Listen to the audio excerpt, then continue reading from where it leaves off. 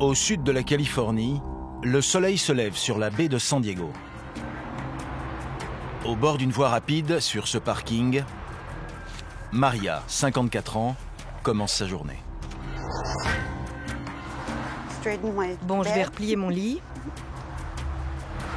Cette voiture, c'est sa maison. C'est ce que je fais tous les jours. C'est ma routine. Je refais mon lit.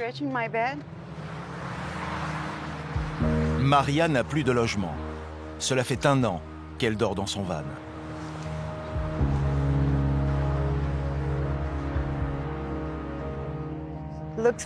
Ça a l'air pas mal. On ne dirait pas que je vis ici, alors que c'est le cas. J'ai vu des gens qui avaient des voitures avec des affaires partout. Comment je pourrais aller au travail dans ces conditions? Moi, j'ai besoin d'un peu d'ordre. Ça m'aide à avancer. Ce n'est pas parfait, mais ça m'aide à me sentir mieux.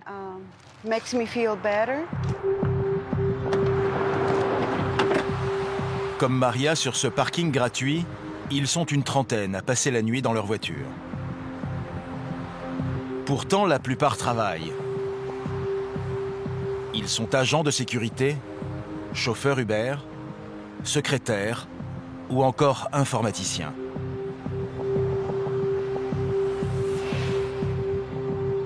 Maria, elle, est femme de ménage et auxiliaire de vie. Un travail harassant qui l'occupe 7 jours sur 7. Vous avez bien dormi? Oui. Enfin, ça dépend comment je suis garée. Si ma voiture est penchée, non. Il faut qu'elle soit sur du plat, parce que sinon j'ai mal au dos. Pour apporter un peu de confort à tous ces gens, une association leur a mis à disposition un point d'eau, des toilettes de chantier et une petite cuisine en plein air, où Maria prépare son café avant de partir au travail. C'est un café énergisant. Très connu aux États-Unis. L'histoire de Maria, c'est celle d'une dégringolade qui arrive à des milliers d'Américains. Pendant longtemps, elle n'a manqué de rien. Elle était mariée. Et elle vivait dans cette belle maison. Mais après 5 ans de vie commune, l'idylle tourne mal.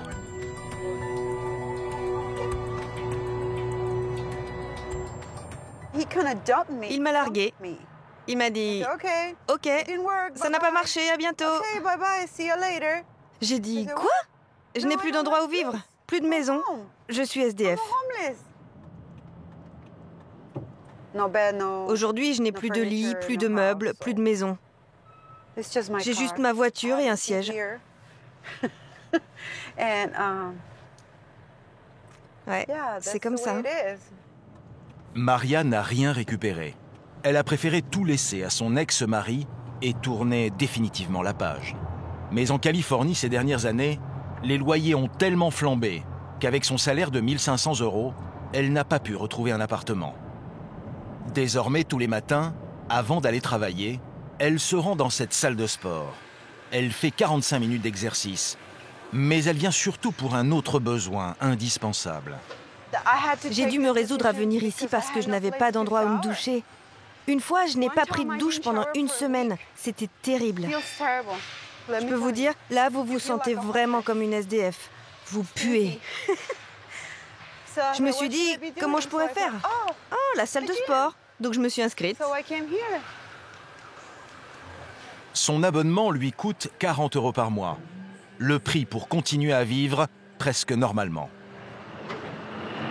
À la sortie de la salle, personne ne pourrait soupçonner que Maria n'a plus de maison et dort chaque soir dans sa voiture. J'ai un super boulot grâce à ça. Parce que si je ne me douche pas, personne ne va m'embaucher. Je serai vraiment sans abri. Plus de voiture, plus rien. Mon monde va s'effondrer. Et je ferai quoi? Je deviendrai complètement SDF. Ah non, et là je me suicide. Non, je plaisante. Maria fait partie de tous ces Américains de la classe moyenne qui, ces dernières années, ont sombré dans la pauvreté. Officiellement, l'Amérique triomphante est de retour. Depuis la crise de 2008, l'économie ne s'est jamais si bien portée. La croissance bat des records. Et le chômage est au plus bas, moins de 4%. Une embellie dont Donald Trump s'attribue tous les mérites. Il n'y a jamais eu de meilleur moment pour commencer à vivre le rêve américain. Mais contrairement à ce que le président affirme, le fameux rêve américain est loin d'être de retour. Aux États-Unis, 40 millions de personnes vivent sous le seuil de pauvreté. Et des millions de travailleurs sont prêts à tout pour ne pas basculer. Je gagne de l'argent en donnant mon sang. Je fais ça 2 fois par semaine. La crainte de ces Américains, se retrouver à la rue du jour au lendemain. Car ici, le système n'est pas tendre avec ceux qui ont des fins de mois difficiles. Vous avez intérêt à vous mettre en règle, sinon vous serez très vite expulsé. Dans certains États, on ne plaisante pas avec les retards de loyer. Bureau du shérif. Ici, c'est arme au poing qu'on expulse les locataires à la chaîne. Où est-ce que je vais dormir? Dans un hôtel. J'ai pas le choix. Pour ces Américains au bord du gouffre, se soigner coûte une fortune. Acheter à manger ou des médicaments, il faut choisir. Alors la solidarité s'organise. Ils sont pris en charge gratuitement dans des hôpitaux de campagne dignes d'un pays en guerre. Voyage auprès de ceux qui n'arrivent plus à s'en sortir, au cœur de l'Amérique des déclassés.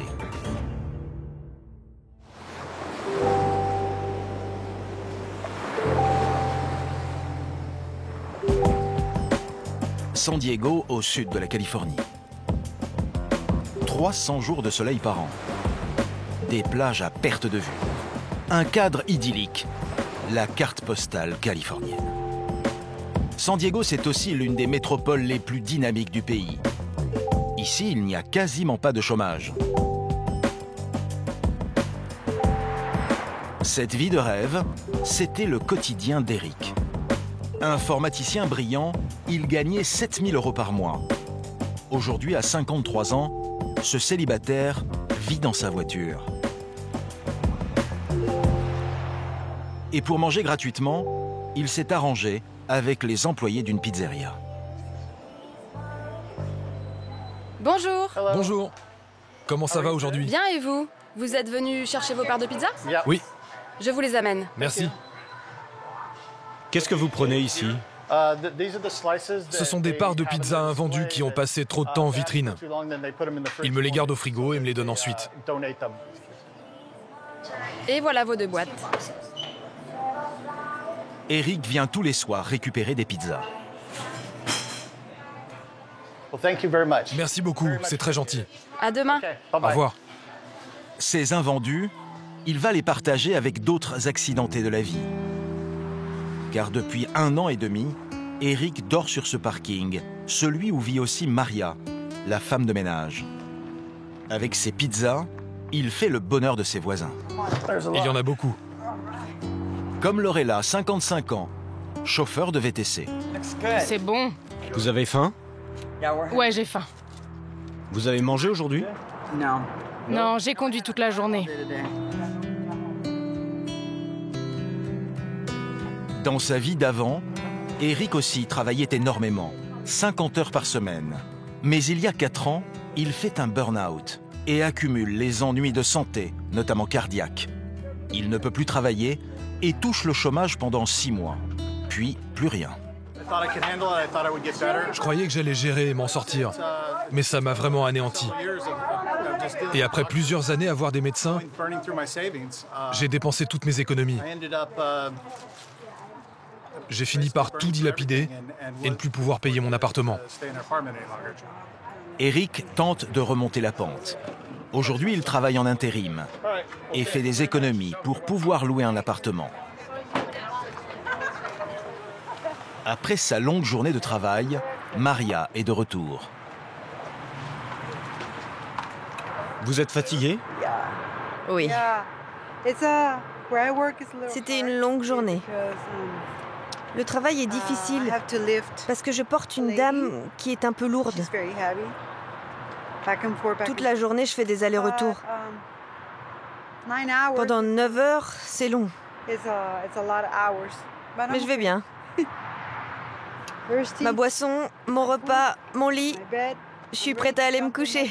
Je suis crevée. 21h30, fermeture des grilles. Désormais, plus aucune voiture ne peut entrer sur le parking. La nuit, il n'y a pas de gardien. Et même si aucune agression n'a eu lieu, Maria n'est pas rassurée.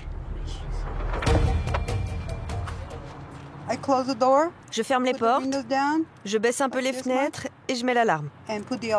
Si quelqu'un essaie d'entrer, je le saurai. Et j'ai ma bombe lacrymogène. Et aussi mon cutter là-bas. Si quelqu'un force la porte, je le gaze.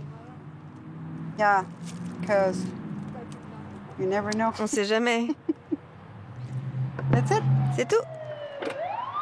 Quelques mètres plus loin, Eric, lui aussi, s'apprête à passer une nuit de plus dans sa voiture, dont l'habitacle est plein à craquer. L'ancien ingénieur en informatique dormira assis au volant, décidément très loin du confort de son ancienne vie.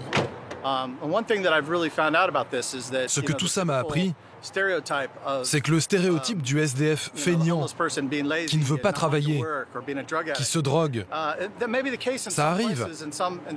Mais tous les gens que je vois ici, la plupart travaillent beaucoup et ils veulent s'en sortir. Ils sont là parce qu'ils ont eu des problèmes de santé ou un coup dur. Alors certains s'en sortent très vite, mais pour d'autres ça prend plus de temps. Drôle de contraste dans cette Californie, 6e puissance économique au monde, où de plus en plus de travailleurs n'ont plus les moyens de se loger. Mais il y a un autre État, où le système est encore plus impitoyable envers eux.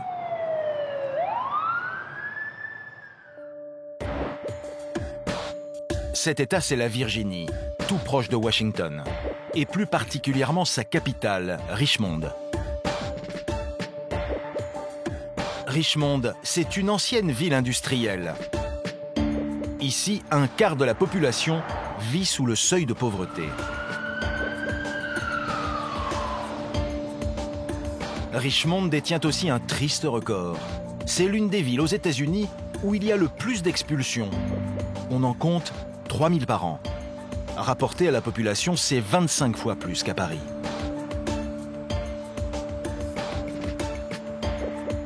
Les expulsions, un travail de routine pour l'agent Loyal du bureau du shérif. Plusieurs fois par semaine, il distribue ses papiers jaunes.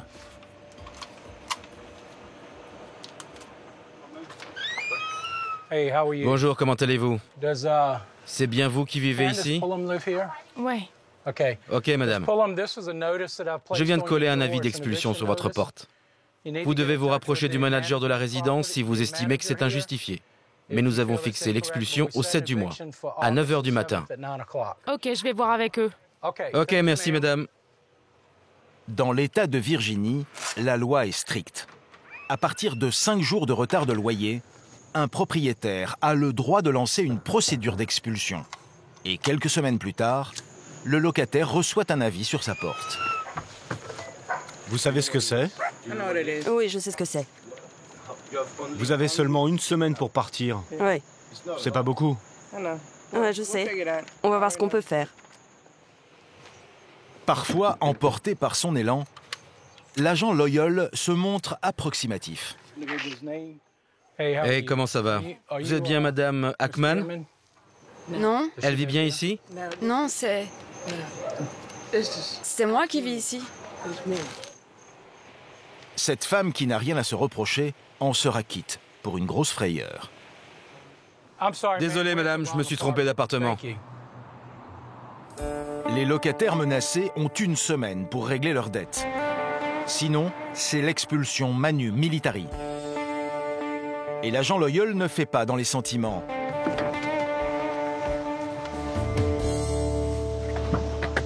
Avec son collègue, ce matin, ils doivent déloger l'occupant de cette maison.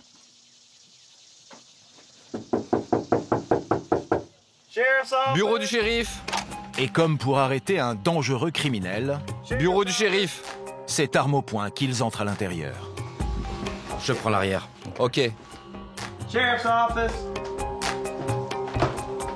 Le locataire est pour l'instant absent.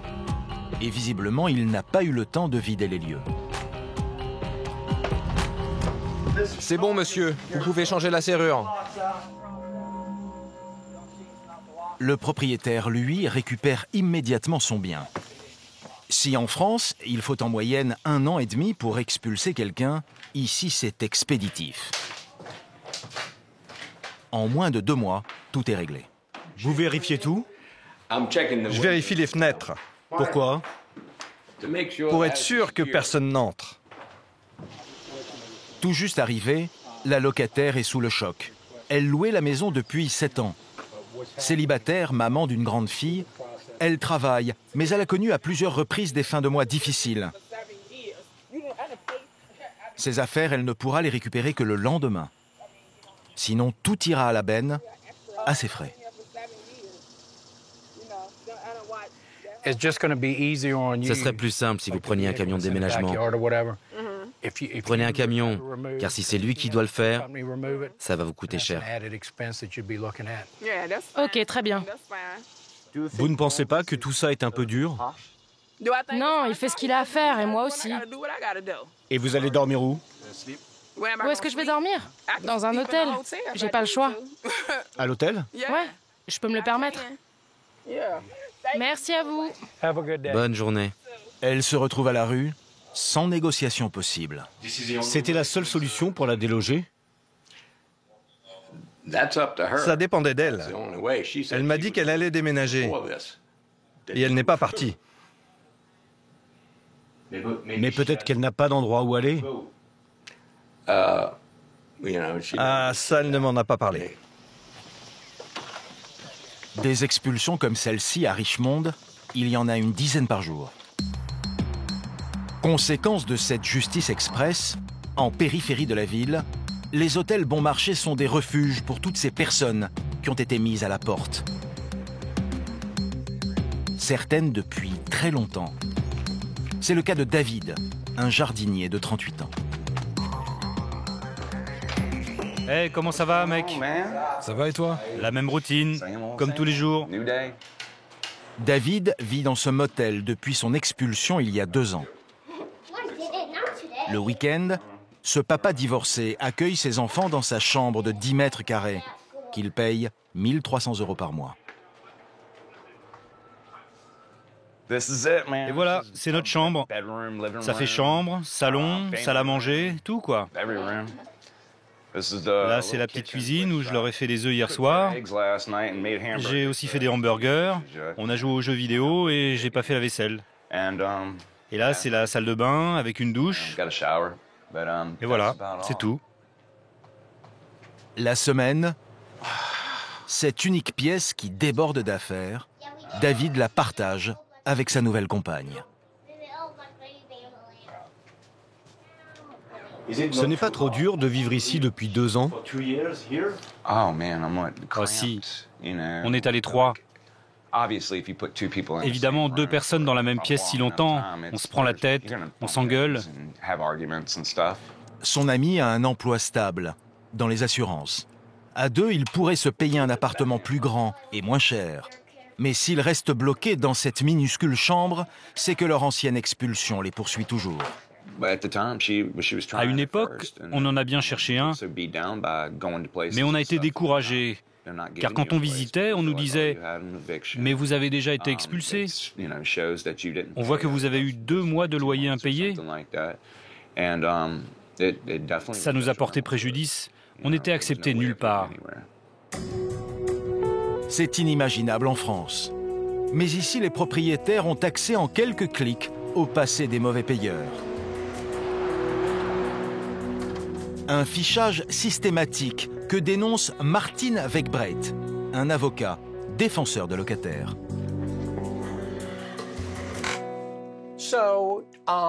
Alors, cette base de données est totalement publique.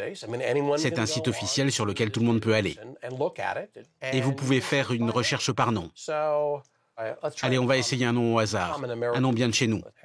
Essayons Mary Gillespie. Et voilà, vous pouvez voir, Il y a 5 plaintes contre elle. Il y a 10 ans, cette locataire a accumulé les retards de paiement. Des petites sommes, comme ici 291 $, mais qui peuvent avoir de lourdes conséquences. Si je suis un propriétaire, je peux regarder et me dire « Ok, c'était il y a 10 ans, mais c'est trop risqué. Et je ne veux pas d'elle comme locataire. » S'il vous arrive un pépin, vous travaillez moins, vous vous cassez la cheville et vous êtes arrêté pour un mois. Vous devez réparer votre voiture, vous avez une facture d'hôpital. Quoi que ce soit qui entame un peu votre budget. Vous avez intérêt à vous renflouer très vite. Sinon, vous allez vous retrouver au tribunal et vous serez rapidement expulsé. Les locataires vivent vraiment avec une épée de Damoclès sur la tête.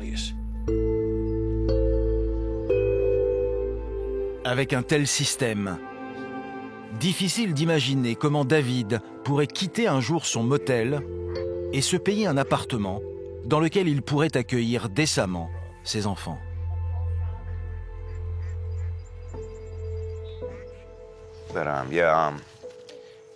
Une situation comme ça, quand vous êtes déprimé et que vous vous retrouvez tout seul dans votre petite chambre, vous finissez par picoler ou faire des trucs stupides. Dieu merci, l'alcool est mon seul vice. Bon, j'essaye d'être un mec bien, un bon père. David est loin d'être un cas isolé. 6300 personnes sont expulsées chaque jour à travers l'Amérique. Mais si dans les villes se loger est l'angoisse numéro 1, il y a une région où pour certains, le principal problème est tout simplement de se nourrir. Bienvenue dans l'Amérique rurale, celle des Appalaches, à l'est du pays. Une région montagneuse. Les Appalaches, c'était le pays du charbon. Les mines sont aujourd'hui en grande partie fermées. On a coutume de dire qu'ici, le rêve américain s'est perdu en chemin.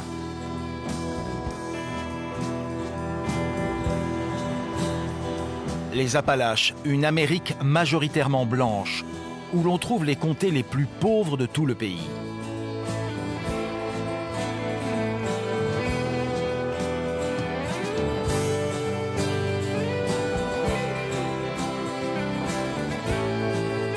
L'été, à l'heure du déjeuner, ce food truck sillonne les quartiers défavorisés de la ville de Roanoke. À son bord, Luz et Stacy, 2 bénévoles qui distribuent des repas gratuits aux enfants. Pendant l'année scolaire, l'école fournit le petit déjeuner et le repas de midi. Beaucoup de familles comptent sur ces 2 repas, car ils sont gratuits. Ça leur fait toujours ça de moins à payer. Mais pendant l'été, de juin à mi-août, il n'y a pas d'école. Donc il n'y a plus de repas. Et c'est là qu'on intervient. Ils servent jusqu'à 200 repas par jour. Et à chaque fois qu'ils arrivent, ils sont très attendus. Comment ça va? Viens me faire un câlin, toi. Vous avez faim? Oui, je suis affamée. Au menu aujourd'hui, un sandwich, une brique de lait et un kiwi. Dans cette famille, les 2 parents ne travaillent pas. Ils touchent 1 200 € d'aide sociale par mois.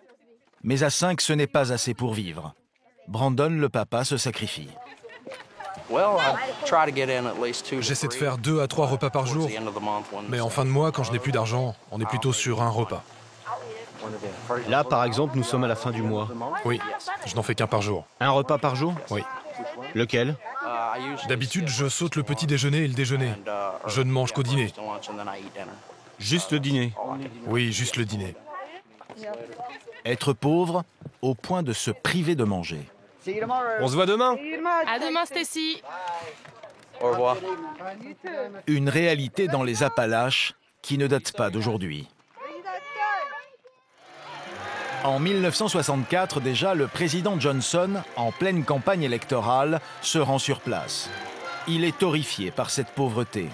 Une fois élu, il lance un grand plan pour mettre fin à la misère. Aujourd'hui, ici et maintenant, je déclare une guerre sans merci contre la pauvreté aux États-Unis. L'une de ses idées, créer des food stamps, des coupons alimentaires donnés gratuitement aux plus pauvres. Aujourd'hui encore, le gouvernement distribue ces food stamps à 40 millions d'Américains. Dans ce parc à mobil-home, au cœur des Appalaches, la plupart des familles bénéficient de cette aide alimentaire. Drapeau américain sur le perron, voici le mobil-home de Sirenia Collins, 58 ans. Ancienne Marines, Sirenia ne travaille plus suite à une longue maladie. Elle touche 700 € de pension.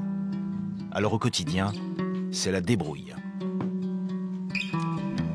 Tout ce que vous voyez ici, c'est de la récup. Ces tables, on me les a données. Et elles étaient vraiment moches. Je suis en train de les repeindre pour les mettre à mon goût. C'est une manière d'économiser. Ça, c'est le trône de la reine.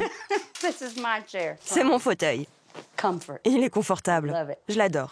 Ça, je l'ai acheté moi-même. Et c'est une grosse dépense. 1 300 $. J'ai dû faire un crédit. C'est la seule chose ici qui coûte vraiment cher. C'est mon fauteuil. Et ses difficultés financières ont empiré depuis qu'elle héberge sa nièce, Jennifer, mère célibataire au chômage, qui a 3 enfants à charge. Léa, Lindsay et le petit dernier, Jaden. Heureusement, Jennifer bénéficie des food stamps. Chaque premier du mois, en fonction du nombre d'enfants et de vos revenus, le gouvernement vous fait un virement. Chaque mois, j'ai droit à 640 $. Pour acheter de la nourriture. Juste pour acheter de la nourriture. 560 € par mois pour nourrir 5 personnes. Le budget est serré. Avant de faire les courses, les 2 femmes vérifient le solde de leur carte. Il vous reste 62 $ et 38 cents. Leurs coupons alimentaires, Sirenia et Jennifer peuvent les dépenser dans n'importe quel supermarché. Comme cette enseigne Discount, où elles se rendent régulièrement. Arrivée à la caisse, la carte de food stamp s'utilise comme n'importe quelle carte de crédit. Et dans ce magasin des Appalaches, elles sont loin d'être les seules à l'utiliser. Combien de gens payent avec les food stamps? Probablement la moitié. C'est beaucoup. Ouais. Donald Trump envisage de restreindre l'obtention des food stamps. Il risque d'appauvrir un peu plus une population déjà bien fragile.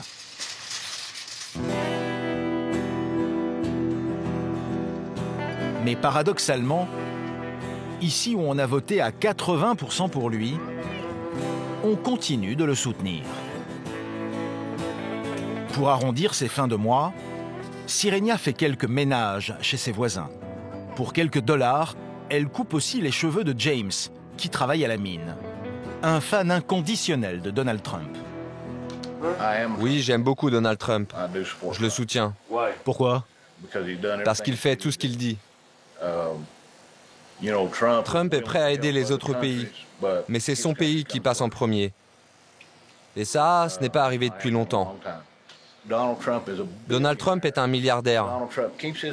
Il emmène sa famille partout avec lui. Ses enfants, sa femme. Ça vous en dit beaucoup sur le personnage. Un vrai chef de famille. C'est pour ça que je travaille. Pour ma famille. Ça fait tellement longtemps. Peut-être 30 ans qu'il n'y a pas eu de boulot. Maintenant, il y en a. Notre taux de chômage a dégringolé. Vraiment? Oui, vraiment. Théoriquement, tout le monde aux États-Unis peut avoir un travail. Si on regarde les chiffres, c'est vrai. Si les gens veulent travailler, ils peuvent. Un soutien sans faille, difficile à comprendre. Car depuis son élection dans les Appalaches, le quotidien des gens ne s'est pas amélioré. La misère est toujours présente et elle donne lieu à des scènes surréalistes. Dans cette petite ville, en plein milieu de la nuit, des dizaines de voitures entrent sur un champ de foire. Madame, garez-vous là. Mettez-vous sur la droite. C'est complet. Je vous conseille de revenir demain à 4 heures. C'est hallucinant. On se croirait à un concert de rock, alors qu'on vient ici pour se faire arracher des dents. En fait, si ces gens arrivent par centaines, c'est tout simplement pour voir un médecin. Car ici, chaque année, le temps d'un week-end, cette ligne, c'est juste pour la médecine générale. Une association humanitaire organise des consultations gratuites. Ici, il y a d'énormes besoins. Beaucoup de gens dans cette région sont des familles ouvrières. Elles doivent choisir entre se soigner et sauver leur vie, ou faire des courses pour la semaine. C'est une honte d'être obligé de faire ça comme ça, mais on doit prendre soin de nos compatriotes. Il faut bien que quelqu'un s'occupe d'eux. Même si le système de santé s'est amélioré avec Barack Obama, 28 millions d'Américains n'ont toujours aucune couverture médicale. Sirenia, elle aussi, ne voulait pas manquer l'événement. Elle a fait 2 heures de bus pour venir et camper sur place. Mais dans la nuit, un orage violent a éclaté. Bonjour. Quelle aventure. On a eu une inondation, une sacrée inondation. Le ciel est devenu tout noir et d'un seul coup, un torrent nous est tombé dessus. Tout à l'intérieur est trempé. Les couvertures, tout. Et on n'a pas dormi de la nuit. Sirenia est venue avec toute sa famille, sa nièce Jennifer et ses 3 enfants. Ils ont tous besoin de voir le dentiste. Mais aux États-Unis, les tarifs médicaux sont les plus élevés au monde. Inaccessibles pour une partie de la population. Alors peu importe la nuit blanche. Vous vous donnez vraiment du mal pour vous soigner. Oui, c'est pas facile. Mais vous devez le faire. Complètement. On n'a pas d'autre choix. On doit le faire. Il le faut. La famille est arrivée la veille, parce qu'ici la règle c'est premier arrivé, premier servi. 6 heures du matin, ouverture des portes. On distribue les ordres de passage. 127. Le 127 doit encore dormir dans sa voiture. 128. Quand je reviens, j'appelle les 20 suivants. OK ? Une fois à l'intérieur, tous ces patients découvrent un véritable hôpital de campagne. Un décor qui rappelle celui d'une catastrophe humanitaire. Et pourtant, c'est bien l'Amérique d'aujourd'hui. Ici, on est soigné à la chaîne par une armée de bénévoles. Des infirmières, des médecins généralistes, mais aussi des spécialistes capables de traiter des pathologies plus lourdes. Le plus spectaculaire se déroule dans ce gymnase, transformé en un gigantesque cabinet dentaire. Toute la journée, 60 dentistes détartrent, jouent de la roulette, plombent et arrachent les dents par dizaines. Ce spectacle pourrait en angoisser plus d'un. Quand elle découvre les lieux, Sirenia, elle, est submergée par l'émotion. C'est magnifique. Tous ces bénévoles et tous ces gens qui ont besoin d'aide.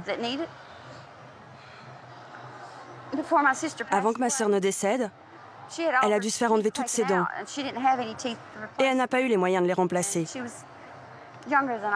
Elle était plus jeune que moi. C'était ma grande sœur.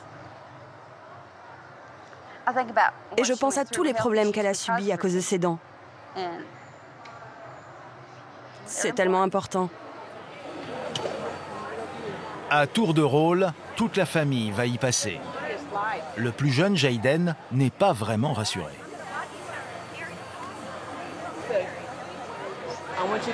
Je veux que tu te brosses les dents tous les jours, au moins 2 fois, mais 3 fois ce serait mieux. D'accord ? Ok. La prévention, c'est la première mission de ces dentistes dans ce genre de rassemblement. Finalement, plus de peur que de mal pour Jayden. il a droit à un simple contrôle de routine. Mais pour Sirenia, les soins s'annoncent plus délicats. Il lui manque déjà 5 molaires et elle doit s'en faire arracher une 6e, trop abîmée. Après 3 heures d'attente, c'est à son tour. Ça va, je me sens bien. Madame, vous êtes prête? Je crois, oui. Prête ou pas? Venez, c'est par là. Oh mon Dieu. Un jeune étudiant en fin de cycle universitaire va s'occuper d'elle. Avant Sirenia, il a eu le temps de se faire la main. Il a passé sa matinée à extraire des dents. Vous avez arraché combien de dents jusqu'à maintenant? J'ai dû arracher une 15aine de dents. C'est beaucoup? Oui, c'est une bonne journée. Celle de Sirenia, sa 16e de la journée, il mettra un petit quart d'heure à l'enlever. Vous vous sentez comment? Comme quelqu'un qui a une grosse bouche. Mais ici, pas le temps de souffler. Sirenia est conduite dans les vestiaires du gymnase pour l'étape suivante. Allez, prenez soin de vous. Dieu vous bénisse. Merci pour tout.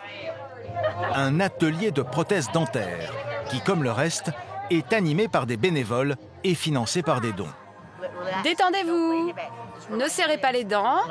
Dans cette salle, on prend les empreintes. Et dans la pièce à côté, en moins de 2 heures, on fabrique de nouvelles dents. Le nouveau sourire de Sirenia est prêt. Et voilà, comment vous vous sentez? Bizarre, mais bien. Oh mon Dieu. Vous avez des dents? J'ai des dents. Toutes vos dents? Merci. De rien, ma chérie.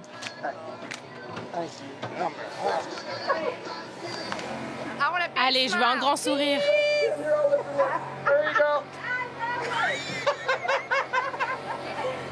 Merci beaucoup.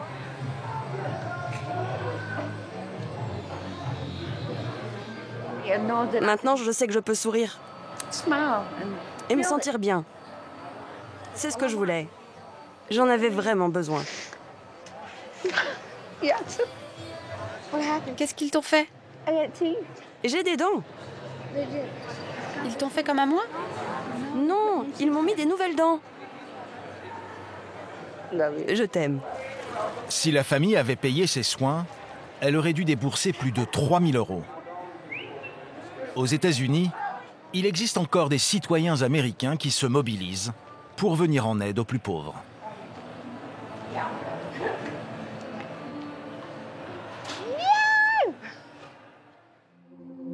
À l'autre bout du pays, un homme s'est lancé dans une croisade contre la misère qui gangrène les trottoirs de sa ville.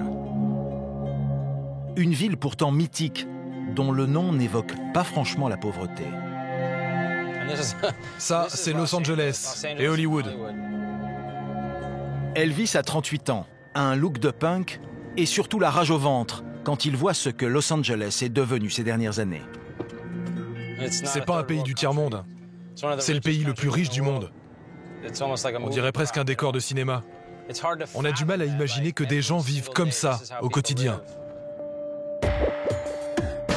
Los Angeles, le symbole du rêve californien. La Mecque du cinéma et le temple du luxe. Et aujourd'hui, Los Angeles, c'est la capitale des SDF. De 33 000 ces dernières années, ils sont passés à 55 000. Au pied des tours d'affaires, la situation est devenue dramatique.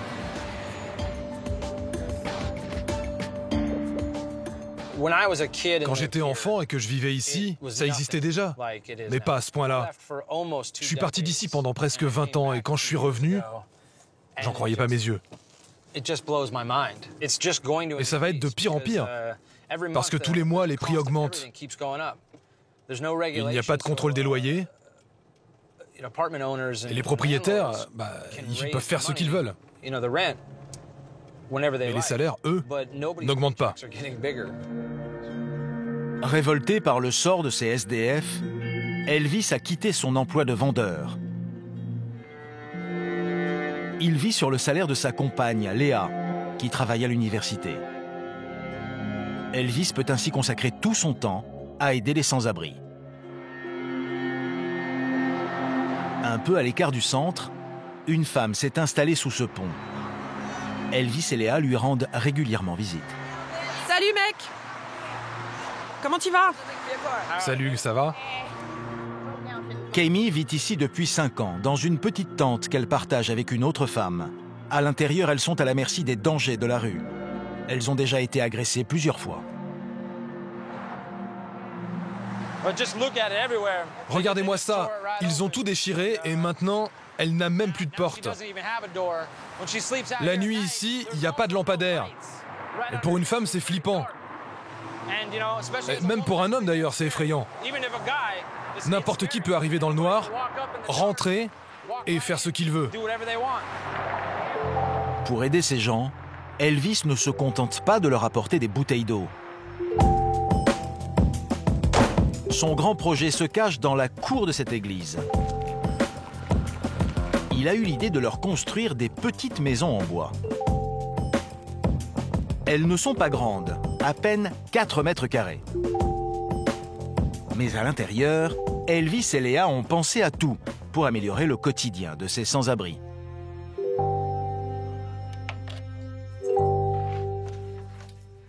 Il y a des alarmes aux fenêtres. Oui. Pourquoi faire? Si quelqu'un essaie d'ouvrir, ça déclenche l'alarme. Grâce à ça, les gens dorment tranquillement. Et s'ils dorment bien, ils peuvent réfléchir et se sentir mieux. La maison est aussi équipée d'une alarme incendie, d'une lumière et d'un chargeur de portable.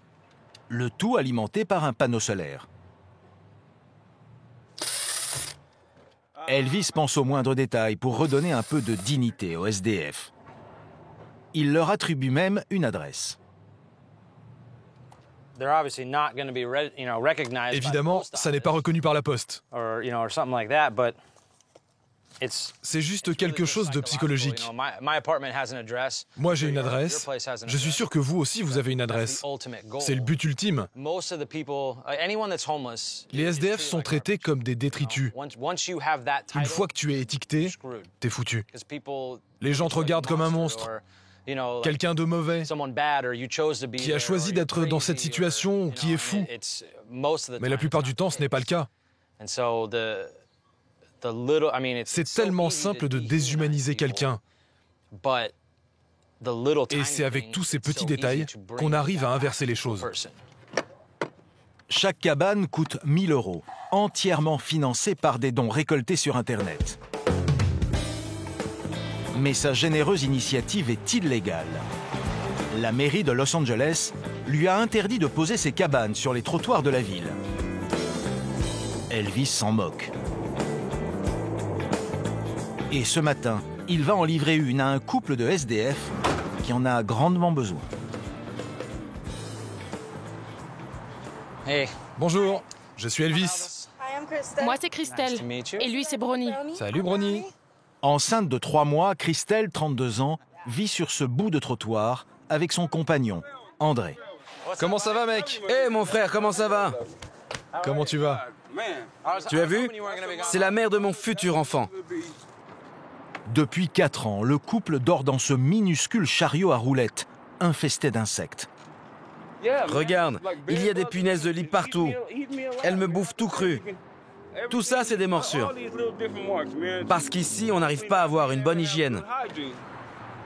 Elvis n'a pas envie de s'attarder. Le truc, c'est de décharger ça vite fait, avant que les flics débarquent. Mais la petite maison pèse tout de même 400 kilos. Et les roulettes restent coincées dans le caniveau.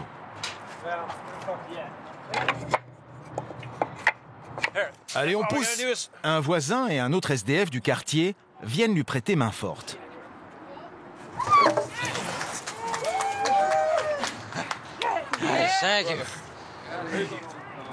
T'as pensé à ma maison? Je vais en ramener d'autres, mec. À peine installé, d'autres sans-abri lui réclament une petite maison. Je vais revenir. J'en ai quelques-unes qui sont quasiment prêtes. Merci. Merci, c'est sympa. Je vais avoir une maison. Tout le monde tape des mains. Mais son projet ne fait pas que des heureux. Pourquoi tu rentres pas chez toi à profiter de l'air conditionné? Une voisine vient crier son mécontentement. Elle est contre nous.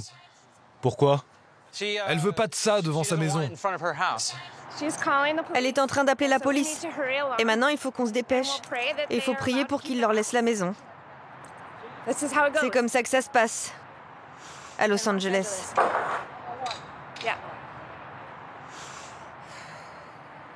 Bonne chance à tous les deux. Merci, mec. Félicitations. Quelques jours après notre tournage, la police a menacé Elvis de détruire sa cabane s'il ne la retirait pas. Il a décidé de la déplacer avec le couple sur un terrain privé.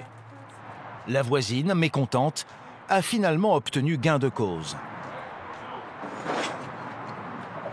Ce rejet des sans-abri, un sentiment contre lequel certains essaient de lutter de manière étonnante.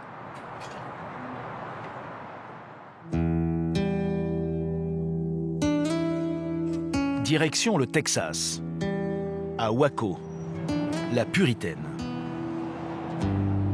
Dans cette ville, on compte une cinquantaine d'églises pour 120 000 habitants.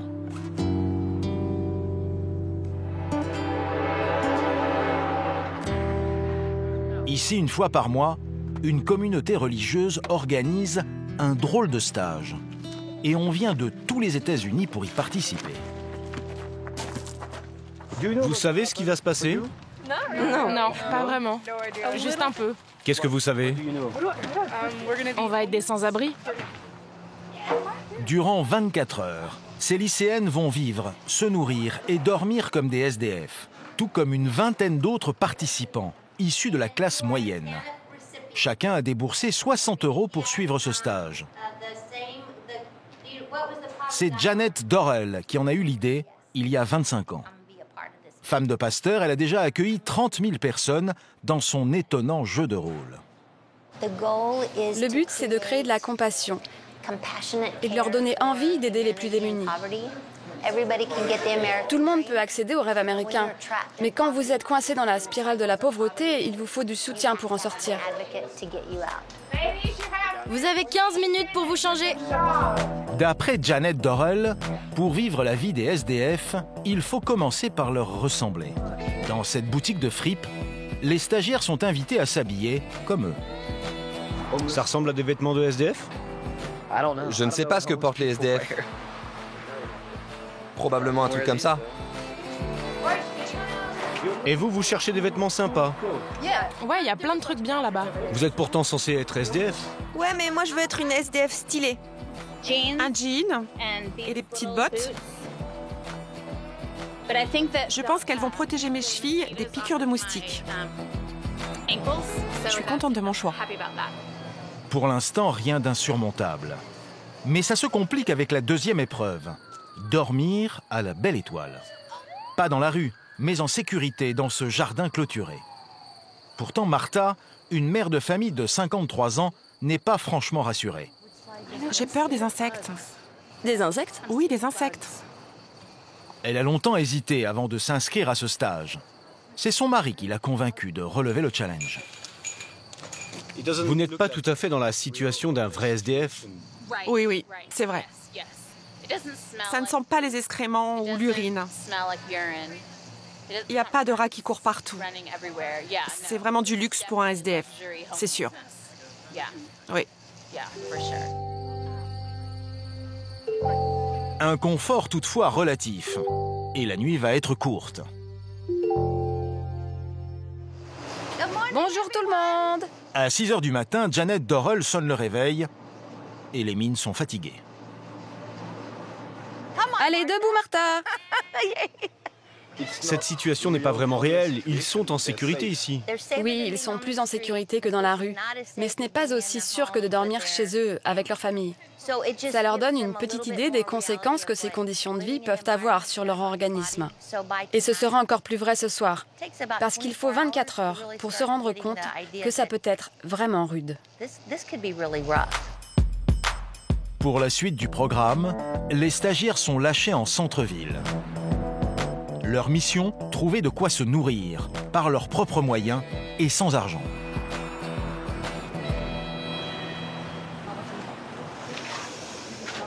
Oh, ça sent la nourriture. Tu crois que je peux leur demander? Non. C'est interdit. Regarde, c'est écrit là. On n'a pas le droit de mendier ou de quémander. À Waco, comme dans beaucoup de villes aux États-Unis, mendier est interdit. Interdit aussi de fouiller dans les poubelles. Il n'y a pas de nourriture dedans? Elles sont la propriété de la ville. Y récupérer quoi que ce soit est considéré comme du vol. Pour survivre, les SDF de Waco sont donc obligés d'enfreindre la loi. Nos 2 stagiaires, elles, ne vont rien trouver à se mettre sous la dent. Et après 2 heures à marcher dans les rues par 40 degrés, Martha fait un malaise. Elle doit se résoudre à appeler son mari à la rescousse. J'ai l'impression d'être trop faible. Oui, mais tu as appris sur toi-même. Je suis trop vieille, trop grosse. Je n'y arrive pas. Tu as appris quelque chose. Maintenant, tu vois ce que c'est d'être SDF à ton âge. Ça peut être très dur. Les Américains sont-ils vraiment prêts à regarder la misère en face? Pas si sûr. Le premier d'entre eux, Donald Trump, vient de déclarer que la pauvreté était en chute libre, alors que 40 millions de ses concitoyens en sont toujours victimes.